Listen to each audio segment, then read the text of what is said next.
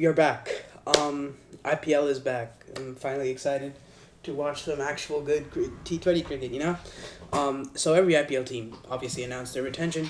Let's look at them, figure out who has the worst. Let's start out with GT.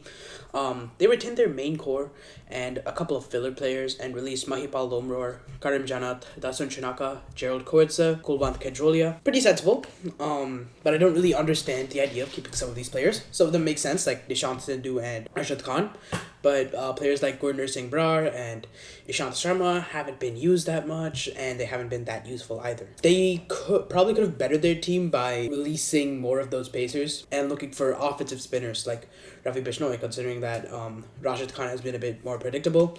They also could have looked at better finishers, like releasing Tewatia or Shah Rukh Khan. Probably could have looked at Livingston or maybe even Tim Seifert if they released one of those two.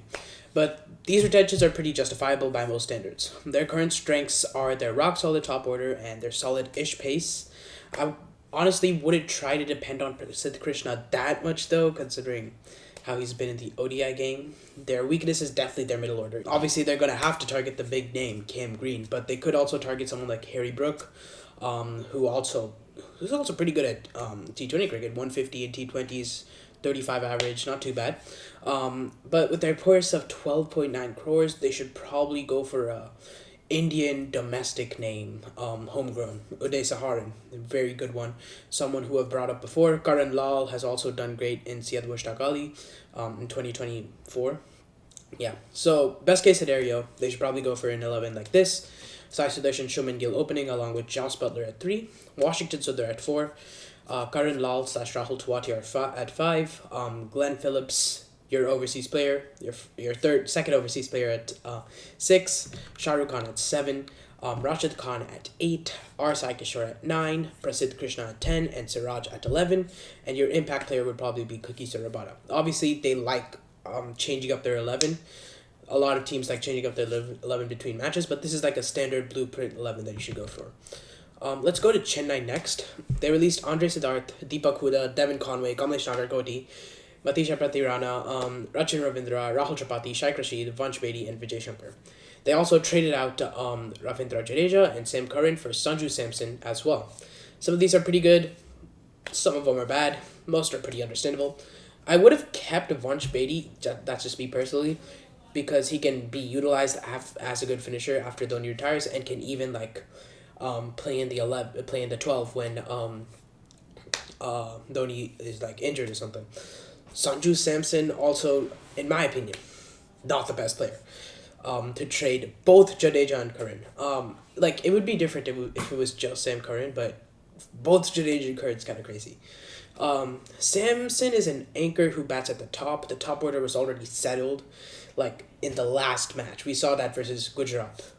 Their top order is excellent.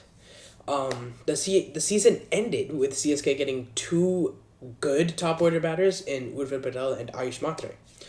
With Gaikwad, the top order would have been pretty much settled. The only other thing that was missing was a good pace attack and a good number 6. If Gaikwad wasn't injured, at the end of their season, their team probably would have looked like Matre, Urvil, Gaikwad, Brevis, Dubey, Shankar, Dhoni, Jadeja, Kamboj, Noor, Khalil, and Patirana as the impact player. That's what it would have looked at the end of the season last year.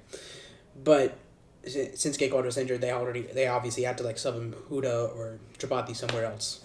The only thing that was missing was a solid number 6 and a really good pace attack.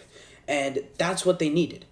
They could have traded Jadeja for someone like Tim David, and I wouldn't care as much. But even if it's Hasaranga, it probably would have been fine. But any real good all-rounder who can bat at 6. But both Curran and Jadeja to fix something that is already stable enough is pretty crazy. Other than the number 6 problem, I think they could also fix their pace attack. Just bring Nathan Ellis in, and it should be fine, though. I think with Patirana gone now, it's a lot easier to form the pace attack because Patirana cannot bowl in the power play.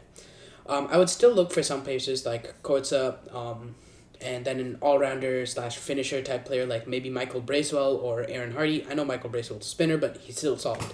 And then maybe even a good spinner like Ravi Bishnoi or Vignesh Putter. And they have a pretty big purse, 43.4 crores. So they could definitely get some of these big name players. Best case scenario, I hope that CSK can do this. Batre and Urval or Sanju Samson opening. I preferably would prefer Urve Patel because he is he's an excellent opener. And he should not be like wasting his skills down the order at number 6.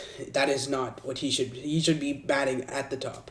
Matre Urval Sashemson opening, and then we have Rutraj Gaikwad at 3, Brevis at 4, Dubey at 5, Michael Bracewell at 6, MS Dhoni at 7, Anshul Kamboj at 8, or Aaron Hardy at 8, Nur Ahmed at 9, Ravi Bishnoi at 10, and Nathan Ellis at 11.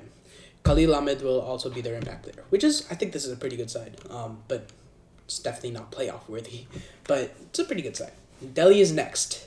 They had some sensible releases, probably the most sensible releases. They released Darshan Nalkande, Faf du Plessis, who's now retired, Jake Fraser McGurk, Manvant Kumar, Mohit Sharma, and Siddiq Al Atal. Their team is really good now, and I do see them winning quite a bit more if they can just like beef up that pace attack. They also obtained Nitish Rana for 4.2 crores, which is not the best, you know. He's not worth 4.2 crores. They could have gone for like a way better middle order batter or even like a homegrown pacer for that, but they didn't. Their current strength, solid spin attack. Yeah, you have Kuldeep Yadav, you have Akshay Patel, pretty good spin attack, good middle order / finishers, which is kind of essential. They have pretty big weaknesses though. It's basically an empty top order, and it is a bad death and power play. They should definitely look at some overseas openers like Ramanullah Garbaz, Patum Nisanka, or Ben Duckett. They should also target players like Kyle Jamieson and Fazil Haq Faruqi. Simranjeet Singh would also be a solid uncapped choice, but they also have enough spin, but they could go for one more and maybe like Rahul Chahar or Karan Sharma. I doubt they really do need some more spin though. Here's what I would go with for their team. Stark and Natarajan are good death over options. However, they aren't good power play options. If your death bowlers aren't good power play bowlers, your death bowlers aren't good power play bowlers, and vice versa. That's basically it. And currently in the auction, there aren't many players like that. With 21.8 crores, I doubt there's much that they can get like pacers for, because most teams already have a pretty set pace attack. Maybe Alkeem Nabi would be a pretty good choice, or maybe even Enric Narkia coming back to DC. Here's what I would go for. Abhi Parel and Patum Nisanka opening the batting, KL Rahul at 3, Karinder at 4, Tristan Stubbs at 5, Akshar Patel at 6, Ashutosh Sharma at 7, Vipraj Nigam at 8, Kuldeep Yadav at 9, Dushmanta Chamira or Mitchell Stark at 10, Enric Narkia at 11, and finally T. Natarajan to round out the team as your impact player. KKR's retentions were not the best, but considering that Russell did end up retiring, it's a bit better. They released Enric Narkia, Chetan Sakaria, Loveland Sisodia, Moeen Ali, Quinton de Kock, Ramanul Garbaz, Spencer Johnson, Venki Iyer, and obviously Andre Russell. Quinton de Kock, that's the main one that I'm pretty mad at. Some of these are fairly valid. Some are kind of weird. I guess they did want to go in with a large purse and maybe target Gurbaz and Iyer for a less price, but that's not always guaranteed. Right now, KKR are definitely looking for a better top order, a pace attack, and a good wicketkeeper. Speaking of a good wicketkeeper, they did not have to release Phil Salt after that 2024 season, but they are going with quite a large purse. They could definitely get some good players. Releasing de Kock was a pretty bad play. He was in form and probably could have played a couple good knocks, but why? Even though they released Russell, I don't think they need to target finishers though. Rinku and Ramandeep are great finishers, which for sure Ramandeep strikes at 166.4 in T20s, even though he only averages 22. A strike rate of 166, that's pretty good, He's also a part-time option for spin, He's like Kedar Jadhav, but a lot better at IPL. For pace, they should definitely target at least somewhat above average bowlers like Jai Richardson, Kyle Jamieson, Lockie Ferguson. Did Lockie Ferguson get released? I don't remember. Akash Deep or even Matisha Patirana. Obviously, it's a mini auction, so there won't be that many good players. But for their top order, someone like Cam Green or Will Jacks would be the best idea. And, they have a big purse, so they could definitely go for it. They could also get De Kock or someone similar as their keeper. Even Duckett would be a good one, but he's, a part-time keeper. If they want to go the route of an Indian keeper, they could probably get Aryan Gial, who has solid-ish T20 stats, 30 average, 130 strike rate, but great first class stats, averaging 50 with 16 50-plus scores. Josh Inglis is probably the best wicketkeeper opener that they could get, though. Anyway, this is what their playing 11 for next year should look like. Josh Inglis would be opening the batting while keeping. Ajinkya Rahane would also be opening as the skipper. Ankur Shagavanshi at 3. Cam Green at 4. Atharva Tide at 5. I know, mid-player, but you gotta do what you gotta do, you know? Rinku Singh at 6. Ramandeep Singh at 7. Sunil Narayan at 8. Harshit Rana at 9. Varun Chakravarti at 10. And Jason Berendorf at 11. And finally, their impact player would probably be Jai Richardson. So, hey, what's up? I'm back. I just realized that Josh Inglis will not be available for that much. Like, I just finished recording like 2 seconds ago, and I haven't even started editing. But I just realized that Josh Inglis won't be available for like a majority, not like a majority, but like half of the season. So for KKR instead of Josh Inglis, they could probably go for someone like Ramanullah Gurbaz as well. Quinton de Kock would also be pretty good. Yeah, both of them work. And even then, they can probably buy Josh Inglis, say, well, I want a replacement or a backup. Quinton de Kock, it's not too hard for them. There's pretty good options, considering that they have, it's Inglis is just the best one out of those three. That's why I chose him. Yeah, that's it. Bye. See.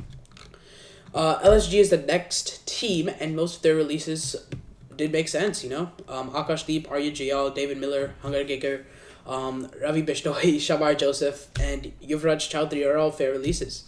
Akash Deep isn't that good at T20s. Miller is finished.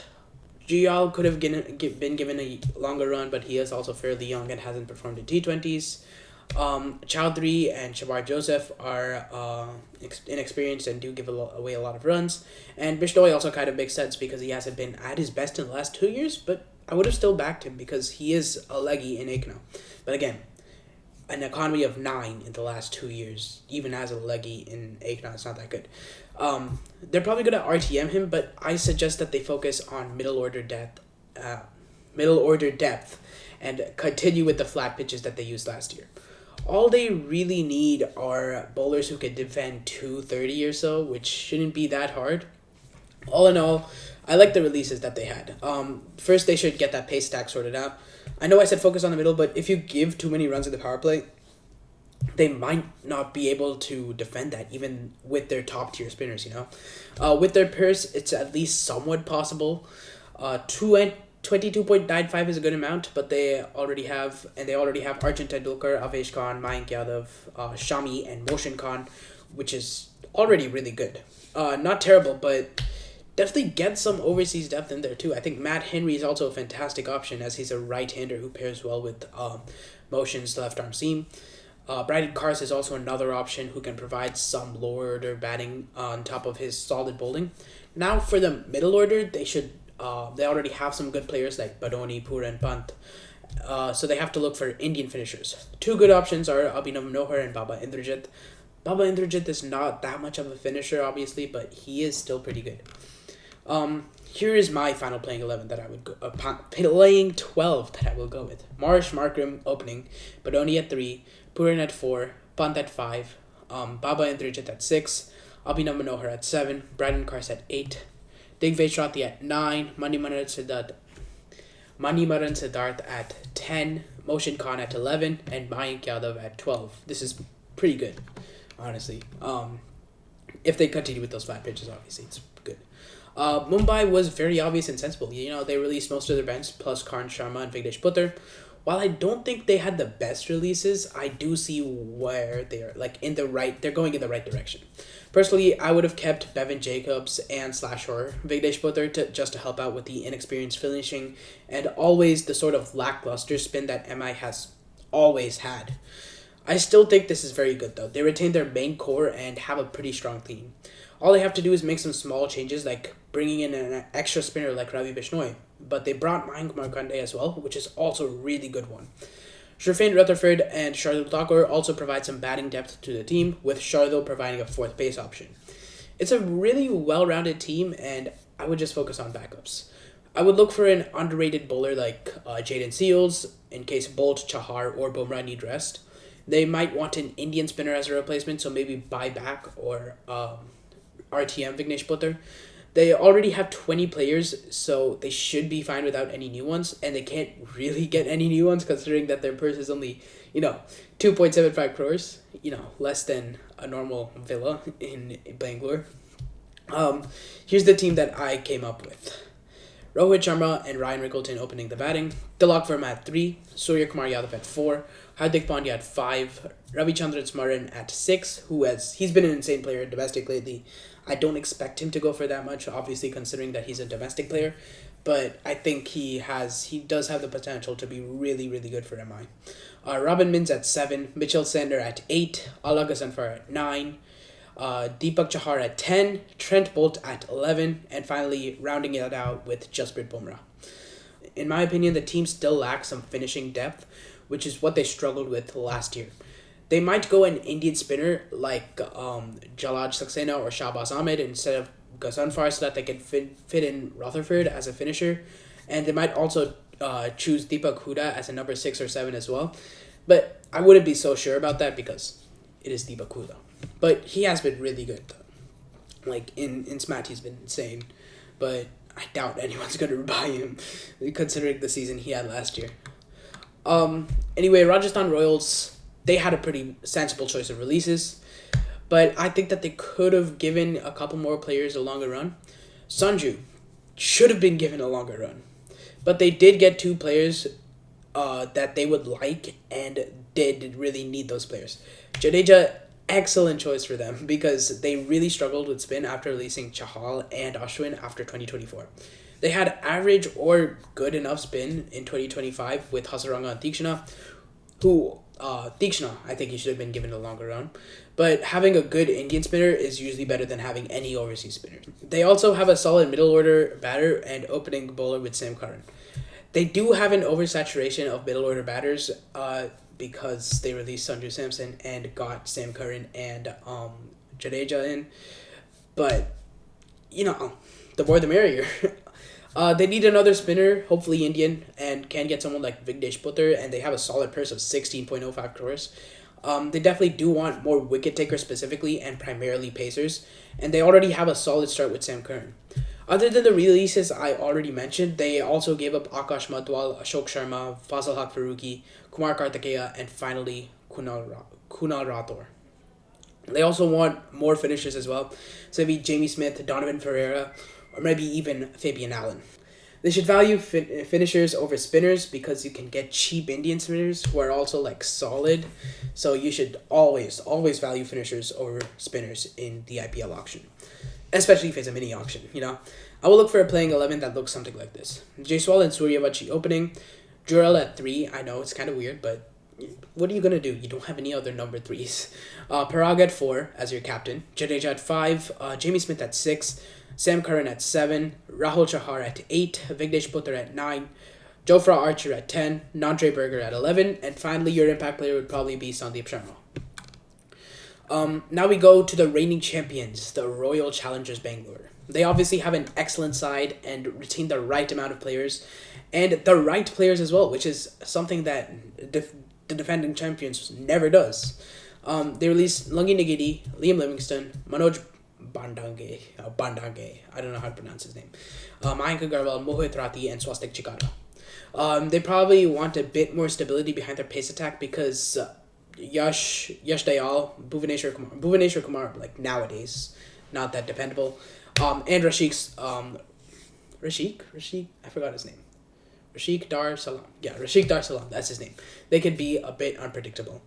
They could try going for someone like Shamar Joseph or Spencer Johnson because they have a pretty solid ports of 16.4, which is, that's a lot considering that they've just released filler players. They might also want a power hitting replacement for Liam Livingston, maybe someone like Hasaranga who can provide the luxury of being a spinner. But they can also get Adam Zimpa if they really do want another spinner, or go for Rachna Ravindra who can also bat at 5 and bowl spin and is a bit younger, or they already have Jacob Bethel. They have so many options, but all of those options are wrong answers because they have freaking Tim David. Like, this team is too OP, man. Overall, their 11 shouldn't change that much. Phil Salt opening, Virat Kohli opening as well. Padikkal at 3, Raja Patidar at 4, Tim David at 5, Jitesh Sharma at 6, Romario Shepherd at 7, Krunal Pandya at 8, Bhuvaneshwar Kumar at 9, Yash Dayal at 10, Josh Hazelwood at 11, Surya Sharma at 12. Very, very good 11. My only problem with this is that I don't know how good Krunal Pandya will be, because like the stars really aligned for Krunal Pandya to have that kind of season that he had. I don't know how good he'll be. The stars really had to align for that kind of season, but maybe he'll have another good season. And then what else am I not sure about? Jitesh Sharma, I think he's a pretty good keeper. I think he should keep keeping. As a batter, maybe not the best, but there's obviously room for improvement. Romario Shepherd, what else am I not sure? Like, this is a very good team, but like I do want to critique it a bit because like I want to make the video interesting, you know. But like they have too good of a team. They're definitely winning their second trophy next year. SRH, unreliable team. I don't really like SRH because you literally cannot rely on anyone. They want to go over the top with their aggressive batting, but then they're like, oh my god, my bowlers got hit for like 15 runs and over. Like, obviously you're paying like 30 crores for your top 5. Like, come on. There's not much you could do here considering they have no overseas slots left for pacers or spinners. You could even get spinners with overseas slots, but they don't have any left. But they did have a pretty bright end to the season with Travis Head finding some form and being able to anchor the innings, and Abhishek also finding his rhythm again.